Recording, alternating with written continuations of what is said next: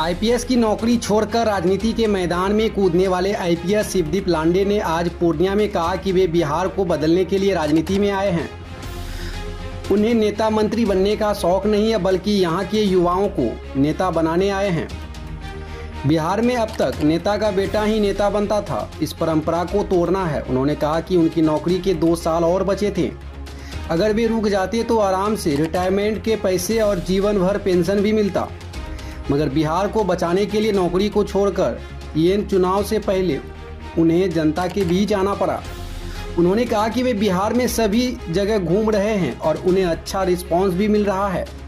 आने वाले विधानसभा चुनाव में उनकी पार्टी हिंद सेना सभी 243 विधानसभा सीट पर अपना उम्मीदवार उतारेगी।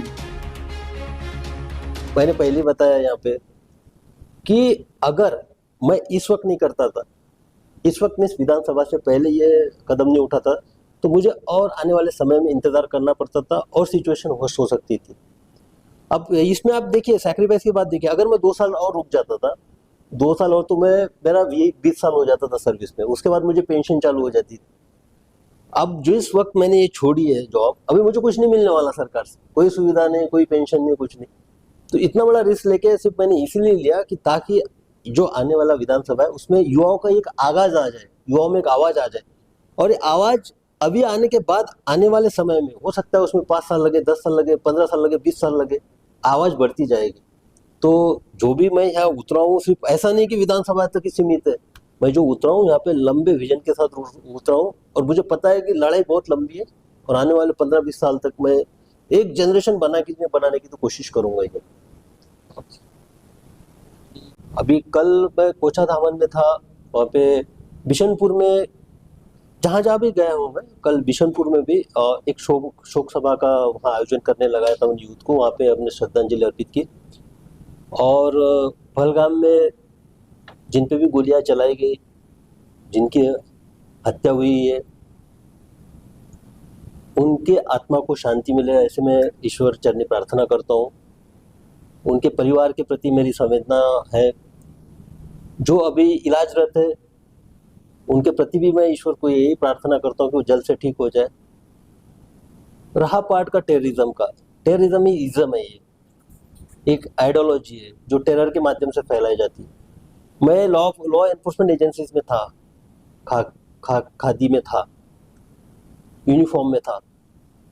तो मैं जब भी ऐसे टेरर से रिलेटेड आइडियोलॉजी प्रसारित करने वाले इश्यूज थे, हमने भी टैकल किए। तो मेरा मानना एक ही है कि इनके खिलाफ रूथलेसली, एकदम ब्लैटेंटली, रूथलेसली उसके खिलाफ एक्शन होनी चाहिए। ऐसा एक मैसेज देना चाहिए ताकि दोबारा ऐसी कायराना हरकत सोचने से भी उसकी रूह कांप उठे। तो मैं इसी में बिलीव करता हूँ। मैंने पुलिसिंग भी ऐसे किया, जिस टाइप से इस टाइप से कुछ दिखता था तो मेरा पुलिसिंग में एक्शन भी उसी टाइप से रहता था। और इनका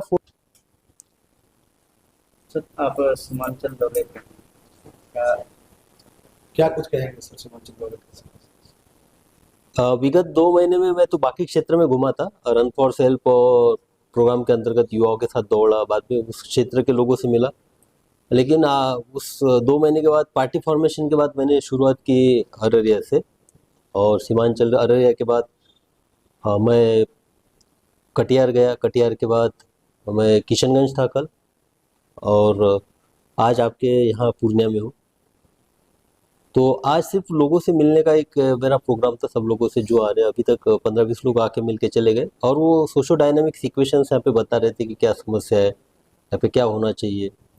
तो वो काफ़ी एक लर्निंग प्रोसेस है मेरे लिए, और आगे की जो स्ट्रैटेजी बनेगी पार्टी के लिए उसमें उसका योगदान रहेगा। ये जो आम लोग, युवा, कुछ महिलाएं भी आई थी जो बता रही है अपनी समस्या, तो बस निकल गए, अभी युवाओं की खोज में निकले।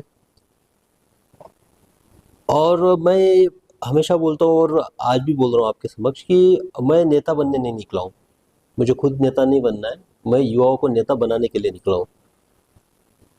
क्योंकि यहाँ पे आप देखिएगा कि विधानसभा में भी देखिएगा 1.5 से 2% आपको युवा दिखेंगे। अब युवा है कौन? वो युवा ये है कि जिनके माता पिता, दादा वगैरह कोई पॉलिटिक्स में रहे, कोई मंत्री रहे, कोई MP MLA रहे, किसी के चाचा MP MLA मंत्री रहे। तो भाई आप लोगों को मौका कब मिलेगा?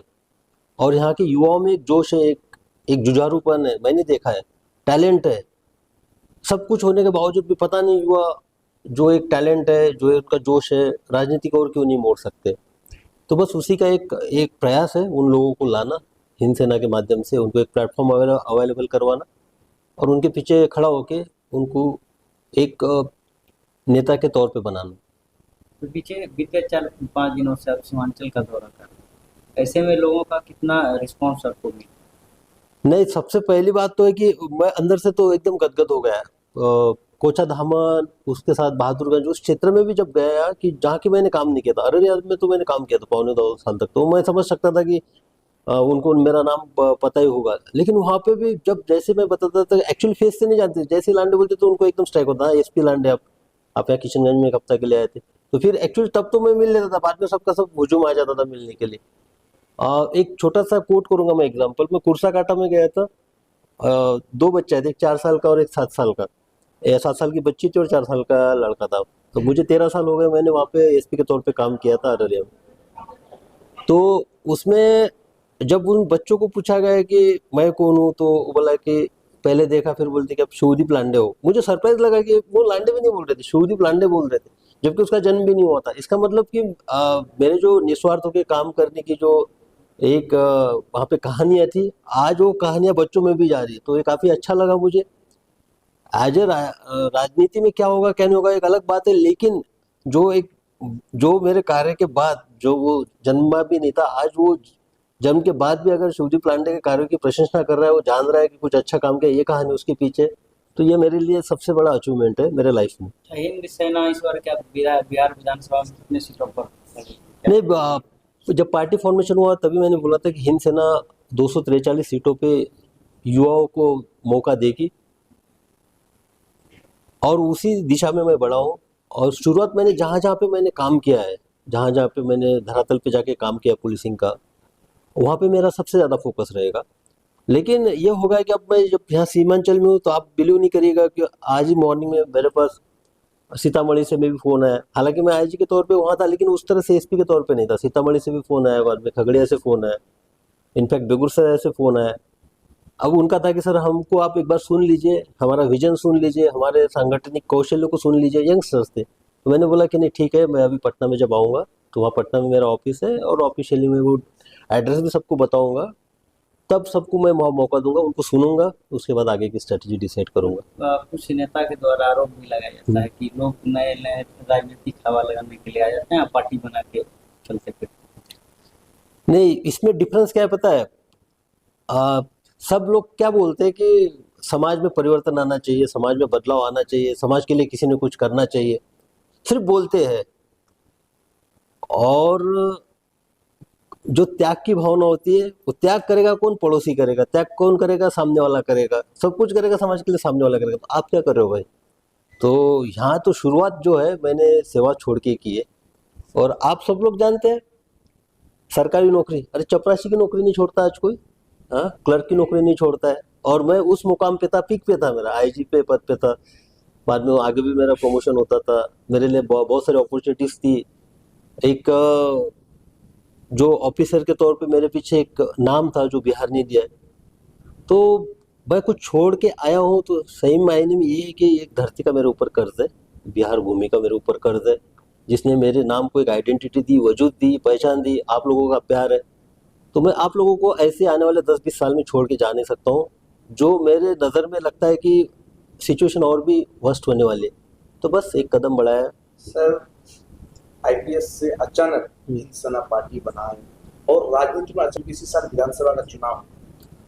नहीं, ये सवाल अच्छा है, क्योंकि मुझे बोला गया अभी, जब मैंने सोचा कि नहीं, हम मुझे युवाओं की पीढ़ी यहाँ पे लाना है, क्योंकि 75 साल में धरातल पे जो मूलभूत सुविधाएं थी, बुनियादी जो सुविधाएं थी, बुनियादी जो जिन लोगों का हक था, वो वहाँ तक पहुँचा नहीं। दूसरी बात मुझे ये दिखाई दी कि यहाँ का जो वोटर है, सब वो हमको बोले कि, और मैंने देखा भी है सर्विस में भी, लोगों को इलेक्शन भी कंडक्ट करते हुए देखा है मैंने, कि लोगों का जो वोटिंग का पैटर्न रहता है, वो वोटिंग के दिन, पहले दिन तो रात तक ठीक रहते, लेकिन वोटिंग के दिन सब बोलते हैं कि वो जाके वहाँ जात पे अपना वोट करता है, धर्म पे अपना वोट करता है।